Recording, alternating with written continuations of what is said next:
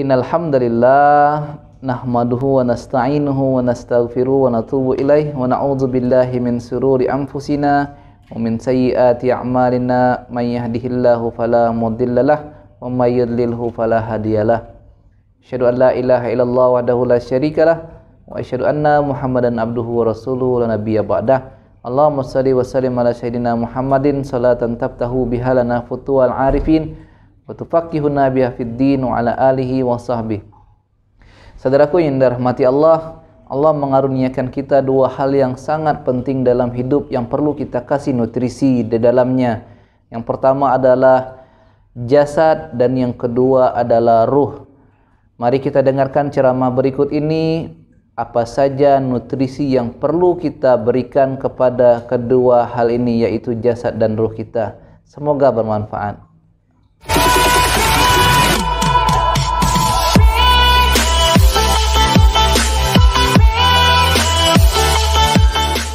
Alhamdulillah, bersyukur kepada Allah, kepada Rabb yang telah menciptakan kita, yang telah menyayangi kita hingga kita bisa hidup sampai sekarang.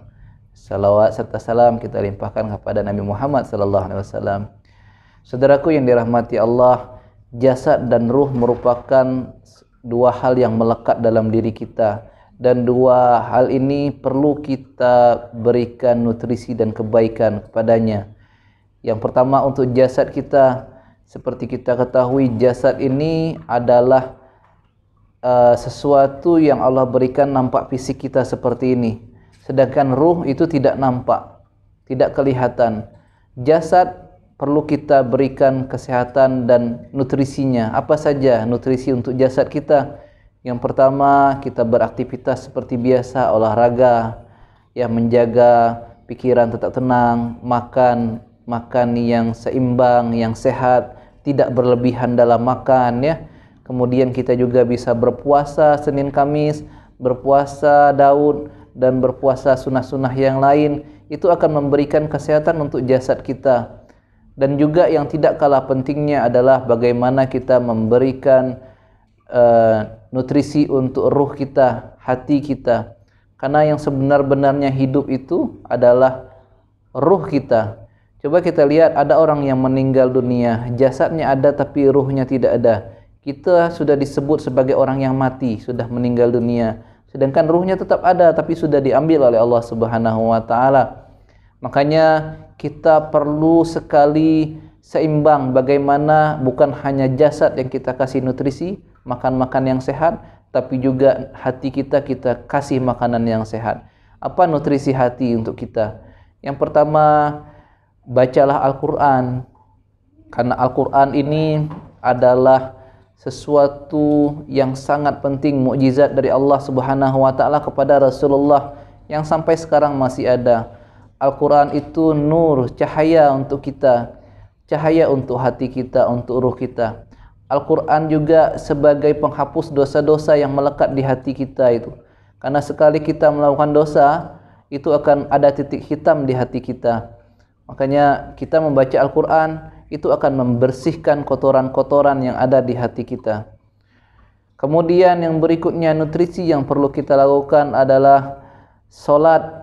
Jaga solat kita dengan baik. Solatlah 5 waktu, yang masih bolong-bolong dilengkapi. Ingat, dilengkapi. Yang biasanya cuma maghrib saja, lengkapi 4 waktu yang berikutnya. Subuhnya, isyaknya, zuhurnya, asarnya dilengkapi. Jangan kita cuma hanya maghrib saja, dan jangan cuma hanya Jumat saja. Karena ini sangat penting untuk kita. Karena apa? Salat itu adalah tiang agama. Kalau tidak ada tiang, nggak ada agama. Agamanya runtuh. Karena salatnya tidak kuat, tidak sempurna. Bangunan pun akibatnya jadi tidak kuat dan cepat runtuh. Makanya saudaraku yang dirahmati Allah, jaga salat baik-baik, jaga rukun-rukunnya, jaga bacaannya dengan baik, jaga kekhusyukannya, dan sebagainya yang berhubungan dengan salat kita. Ini sangat penting untuk nutrisi hati kita. Coba kita rasakan, setelah kita pulang salat Jumat, ramai orang. Ketika selesai salat berjamaah, ramai orang. Itu rasanya di hati itu rasanya tenang, tentram, ada yang lega, ada yang pelong, ada yang tidak bisa dibeli oleh uang. Itulah saudaraku yang dirahmati Allah, nutrisi hati untuk kita. Kita dapat nutrisi dari Allah, dapat ketenangan oleh Allah, diberikan oleh Allah untuk kita. Jangan sia-siakan kesempatan yang Allah berikan kepada kita. Hidup itu sementara dan tidak lama. Jangan kita sia-siakan waktu yang sebentar. Cuma 65 tahun ya, rata-rata umur kita. Kita maksimalkan hidup kita. Oke, setelah kita baca Quran, kita sholat dengan baik, yang berikutnya adalah kita melaksanakan ibadah-ibadah sunnah kita. Bagaimana ibadah sunnah? Duha kita. Itu merupakan nutrisi yang baik untuk kita. Ya, duha ini untuk kesehatan juga bagus. Mulai dari pukul 6 kita sholat subuh atau pukul 5 di Indonesia ya, 6 di sini sampai pukul 12. Bayangkan kita berdiri seperti ini, posisi tegak, gravitasi menarik darah kita hingga kita itu capek. Makanya sering kita itu ketika kerja pukul 10, pukul 11 itu mengantuk. Kita dianjurkan untuk tidur sebentar, walaupun cuma 10 menit, walaupun 15 menit. Salat qailullah agar kita bisa salat malam nanti itu, untuk memberikan kekuatan kita pada malam harinya. Laksanakan sholat duha, itu sedekah juga untuk sendi-sendi kita, sedekah untuk hati kita agar kita menjadi lebih nyaman dan lebih tentram. Kemudian ada juga yang lain, ibadah yang sunnah yang lain yang bisa kita lakukan untuk mengisi nutrisi hati kita, yaitu zikrullah. Zikir ini sangat penting untuk hidup kita. Zikir itu artinya ingat, zikrullah artinya ingat kepada Allah. Orang yang suka berzikrullah, Allah pun akan ingat kepadanya.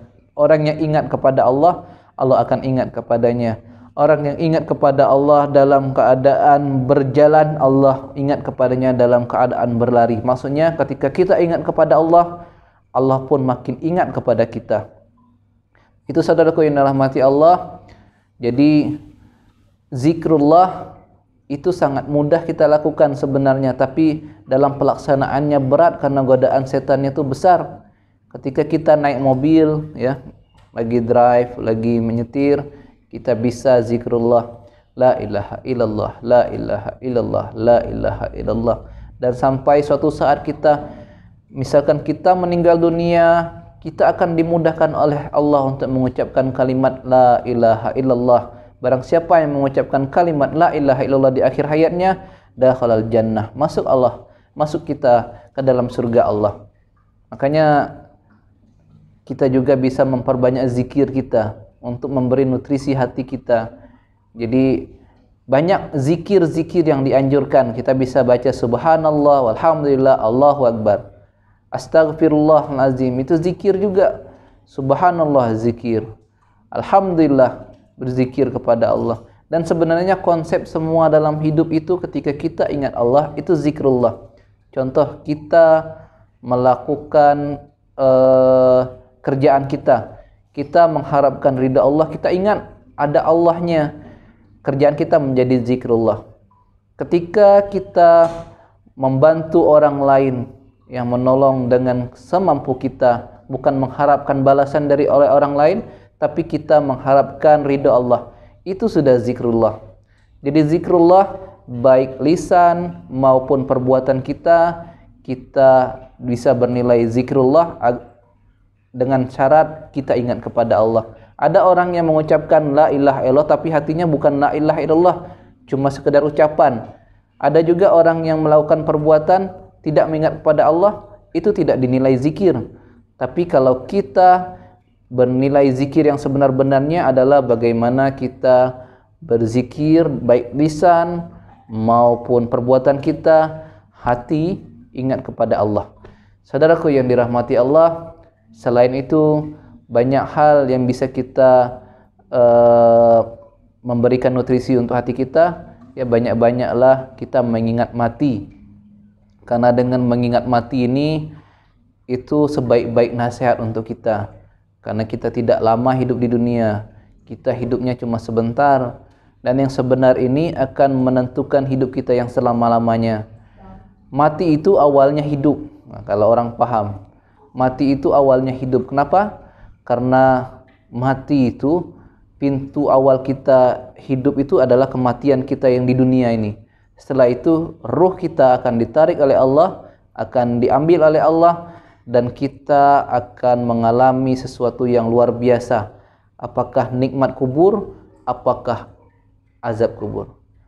Makanya saudaraku yang dirahmati Allah, na'udzubillah min zalik, kalau kita mendapatkan azab kubur, jangan sampai kita mendapatkan azab kubur. Ini sangat-sangat menyesal nanti di akhirat.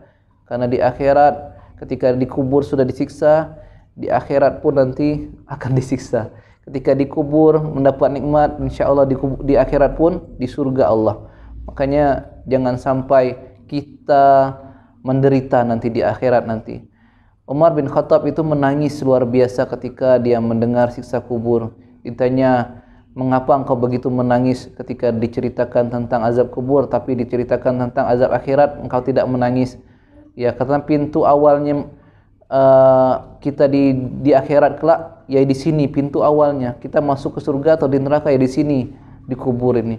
Semoga Allah melindungi kita dari azab kubur itu. Begitulah saudaraku yang dirahmati Allah, sebenarnya banyak hal nutrisi-nutrisi iman yang bisa kita masukkan ke dalam hati kita. Jasad perlu nutrisi, ruh perlu nutrisi. Jangan dua ini kita abaikan, karena orang yang jasadnya lemah pun tidak baik, tidak bisa beribadah dengan maksimal, tidak bisa bekerja dengan maksimal. Orang yang lapar dalam jasad, dia akan menjadi penyakit, bisa sakit mah, gastrik kalau orang Malaysia sebut di sini. Kalau orang yang kurang nutrisi hati, dia akan berontak, akan sombong, akan ujub, akan riak dan sebagainya. Penyakit-penyakit hati yang banyak di dalam hatinya.